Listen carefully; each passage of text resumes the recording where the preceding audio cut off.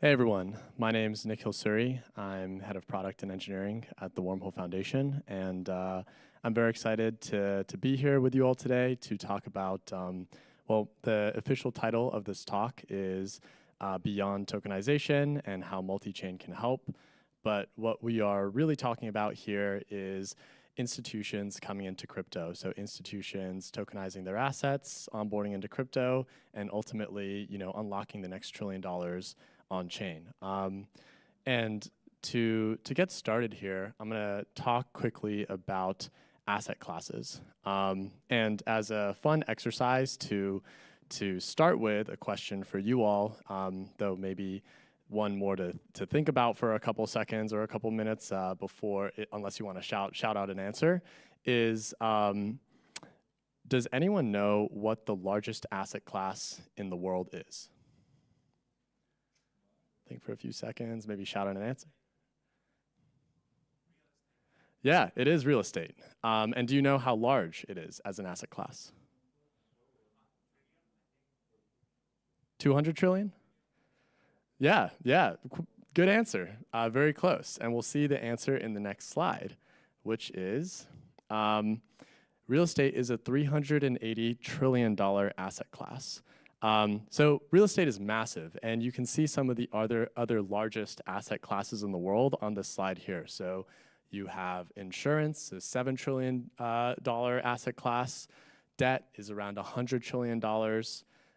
Gold, around $20 trillion. Stocks, around $150 trillion. And then you have derivatives there as well.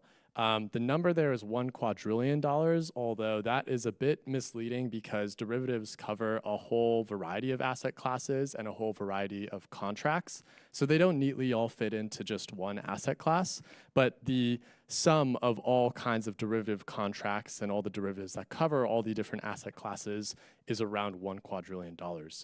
So quite a large amount of money in these asset classes. Now, from this, where is the majority of the world's capital, actually held when it comes to these asset classes? And that is in funds. So many of these names you likely know: Vanguard, Fidelity, BlackRock, Brookfield. Maybe you yourself even have some money invested in these kinds of funds. Money market fund, bond funds, ETFs, bond ETFs, stock ETFs, REIT funds. And whether it's mutual funds, trusts, or ETFs, they really all boil down to the same thing. And what is a fund? A fund is a structured product that is designed to let individuals and businesses gain exposure to these industries and the revenue or yield that these industries generate. And now there's one thing that all of these funds today have in common, and that is that they are all off-chain. So how do you get these funds on-chain? That's where the process of tokenization comes in. And many of you probably already know or are intimately familiar with what tokenization means and maybe even how it works. But all that tokenization is converting real assets into digital assets that exist on the blockchain. The best example of this is stablecoins. Everyone knows stablecoins, people use stablecoins, and there are other examples that we'll touch on later that are emerging, that are exciting. And so you've seen the asset classes, you've seen the funds. We've talked about tokenization, which is how we actually get these on chain, but one of the big questions remains, which is, why would you actually want to tokenize an asset? What are the benefits to you as an asset issuer or to asset issuers generally for tokenizing assets and bringing them on chain? And so to tease the benefits first, we'll do a quick review on some of the downsides of traditional assets. And at a high level, the primary issue is that they are antiquated. A few points here. They lack digitization, there are limited market hours, there are slow and cumbersome redemption processes, there's generally been limited access to alternative assets in the traditional financial world. So not everyone has been able to participate in those markets. And then fractional ownership is another big one. And so a couple of the points that I'd want to highlight here are, first, limited market hours. As we all know, crypto is a 24/7 industry. When it comes to stocks or more traditional assets, you're pretty much limited by US Eastern time or the time zone of whatever the market is in. And for example, the NASDAQ is only open about 6.5 hours every day. And I must not be the only one in this room who has maybe done something during the day, worked during the day, and come home and wanted to work on my stock portfolio or trade something, and I can't do it because the stock market is closed. So full 24/7 market hours is a big advantage of crypto. Another one I'd like to highlight is fractional ownership. And we've seen a lot of traditional finance firms, we've seen actually some innovation in the world of fractional ownership in the traditional finance world. But historically, you could only own, one stock, you could only own one house, and some of these assets, especially real estate, require a tremendous amount of capital to actually participate in and gain exposure to. And so fractionalizing ownership of assets is something that natively can happen on the blockchain and can really broaden access to many more people to participate in these markets. And so from these downsides, you might now be able to imagine what the benefits of tokenization might be. So some of the reasons here: greater liquidity, real-time settlement, broadening access for your asset, the potential use in DeFi, which I think is still nascent but emerging and something we'll touch on later, reducing human error, automating things natively on the on-chain, and then also having 24/7 markets. And a couple of the points I'd want to highlight on here are you have real-time settlement. So if you want to exit a position in the traditional finance market, let's say on a Friday evening, you'll need to wait until Monday morning to get your money back or to have that sale processed. That means that you need to wait almost 3.5 days to take the proceeds from that sale, rotate into a new asset class, or do something new with that money. That can impact risk management, that can impact liquidity requirements, and overall slow down your velocity of liquidity. Doing it on-chain means that you're not limited at all. Things settle in real time. It's instant, which means you can work with a far greater velocity of liquidity. Putting assets on-chain is also a huge bonus in terms of accessibility. Many asset classes have traditionally been gated in finance today. So real estate is a good example. Private credit is another great example. On-chain, once tokenized, anyone can buy, sell, hold, and generally gain exposure to these asset classes. So some of the benefits of tokenizing assets. And now the next question you might have is, who is actually tokenizing assets today? Beyond maybe what you hear about in popular discourse, such as stables and the really stables. And the list is, the folks who are doing this are certain funds, and then there are certain platforms that provide services to tokenize funds. So some of the examples of platforms that provide services to actually tokenize funds are Securitize, Centrifuge, and Mercado Bitcoin. You've probably heard of many of these. Mercado Bitcoin, if you haven't heard, is one of the largest sort of tokenization services in Latin America, has around 200 million of assets, so growing that assets under management. And these are all companies platforms that we at Wormhole work very closely with as well. And they've helped some major funds tokenize major amounts of capital. And so there's BlackRock, the Biddle Fund, which many of you might have heard of, is a money market fund. Apollo ACRED is a private credit fund. KKR and Hamilton Lane have also tokenized some funds. I think KKR tokenized a sort of health investment fund, health insurance fund. And so really broadening access to some of these asset classes that other people haven't had access to in the past.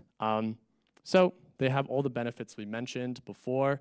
And I guess to wrap up this section on tokenization, I want to go through what a tokenized asset actually looks like under the hood.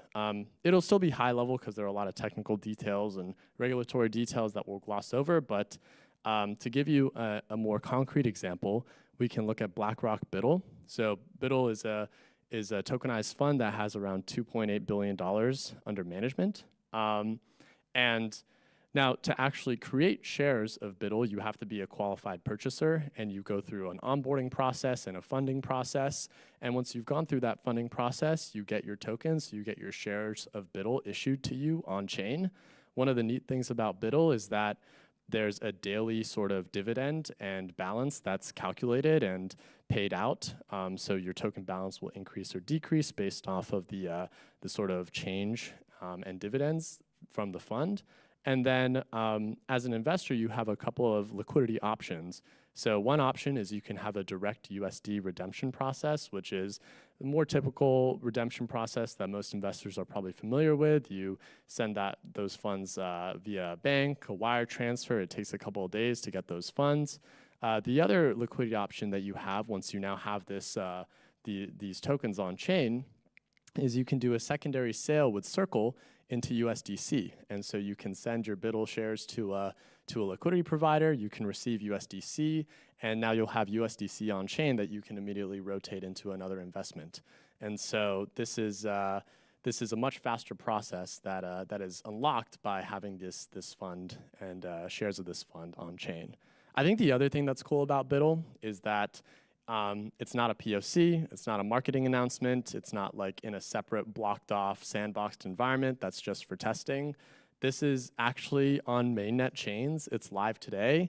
You can hold it, you can buy it, you can send it across chains using Wormhole, and it's live today, which is pretty exciting. And hopefully, as we'll see later on, gaining more utility in DeFi as well. So now I want to talk a little bit more about Wormhole and how we've been working with asset issuers, asset managers, and generally institutions who are coming into crypto. Though I'm sure many of you know as well what Wormhole is. Wormhole provides interoperability between blockchains.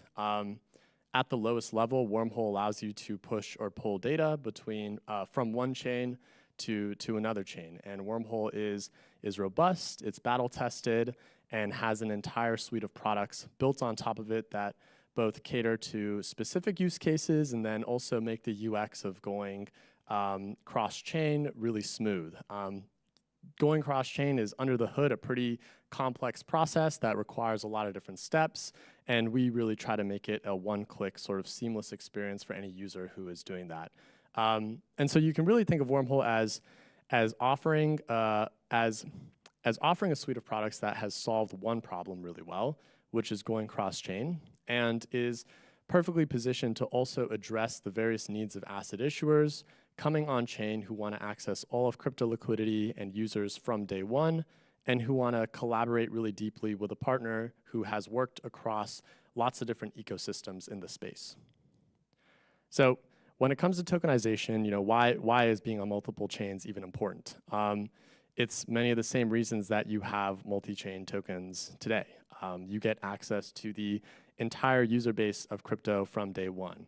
You are able to access all of the liquidity in crypto from day one.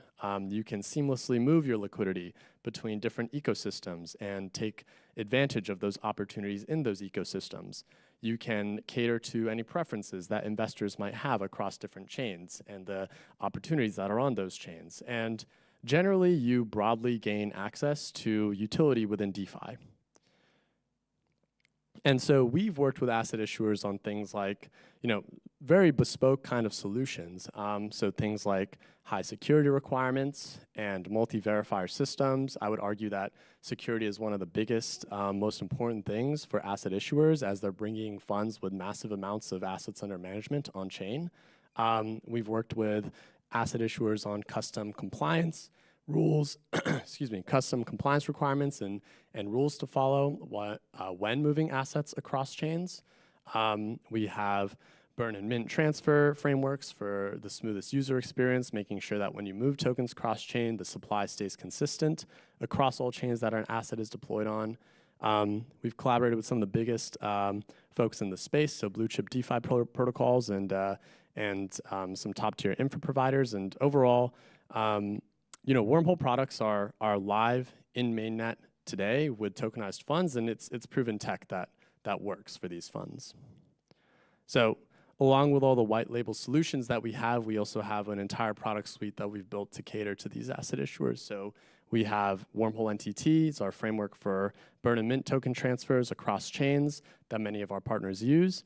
There's Wormhole Settlement, which allows for faster than finality transfers at low cost and low latency. Portal Bridge is a front end that many of you probably know for transferring assets via Wormhole, and maybe some of you even use Portal Bridge. Wormhole Connect is a customizable and embeddable UI widget that you can pull into your own site in a few lines of code and pull in all the functionality of Wormhole token transfers, transferring tokenized assets, transferring other kinds of assets that use Wormhole, transferring assets in general. And then Wormhole Scan is our explorer to be able to view all kinds of cross-chain transactions. For custom integrations, we have just general message passing, so you can just integrate directly with the Wormhole stack. And then we have Wormhole Relaying, so you can have a one-click experience and your transfer is automatically relayed to the destination chain. So product suite overall has been built and catered towards the needs of asset issuers. Now, what we were really excited about is just everything. Excuse the Slack alerts. What we're really excited about is everything being tokenized and building towards a future where all kinds of assets are going to be tokenized. So looking at some data, we always have charts that are up and to the right, which is exciting. And this is a bit of an outdated chart. I think the last date is January 1st, 2025. So not up to date in the last 6 months, but still gives you a good idea from rwa.xyz. Tokenized assets in 2024 were up 32% in terms of market cap. The current RWA market cap, that's a figure I updated yesterday from rwa.xyz, is around $24 billion. And then there's, again, growing utility in DeFi, which I'll talk about on the last slide. So what does DeFi utility even look like for some of these funds on chain? You might think that, okay, you have the funds on chain, what do you even do? Do they just sit there? Do you just hold them? Do you just get the dividends from if you're holding BUIDL? So part one is just getting the assets on chain. And that's been a huge amount of work. And I don't want to discount how much work it is to actually get the assets on chain and sort of offer them to crypto users and in the crypto space generally. Now, part two is actually using these assets within DeFi. And so now, again, while this is nascent, very new, still small, there are a few exciting use cases that I want to highlight here that we're starting to see. So first use case for BlackRock BUIDL is it can be used as collateral for USDTB, which is a stable coin on Athena. This asset has around $1.4 billion of supply, a significant portion of which is BUIDL. So that's one use case, is using BUIDL as collateral for an on-chain stablecoin that's offered by Athena. Another use case is ACRED, which is Apollo Global's tokenized private credit fund. You can use ACRED you can use Morpho to get boosted yields on ACRED by using SACRED as collateral, sort of borrowing USDC, and then looping that to get boosted yields on Morpho. And then another use case, this is a Solana, so I'm sorry to highlight a Solana use case here, but it's still an exciting use case, and as Wormhole, we are chain agnostic, so we're excited about all kinds of use cases, but you can use ACRED as well as collateral on Drift. So that's, again, ACRED is live on multiple chains, and you can use it in multiple venues that are in different ecosystems, something that's only possible when ACRED is a multi-chain asset using Wormhole. So we're excited to see more of these DeFi use cases pop up. We're excited to see them pop up across all the different chains that Wormhole is live on and all the different chains that these tokenized funds actually go to. So this is exciting. Yeah, so that's everything I had today. If you're interested in tokenization or Wormhole, interoperability, or just want to chat, just please come find me or get in touch. That's my email and that's my Twitter handle. So thank you so much for listening.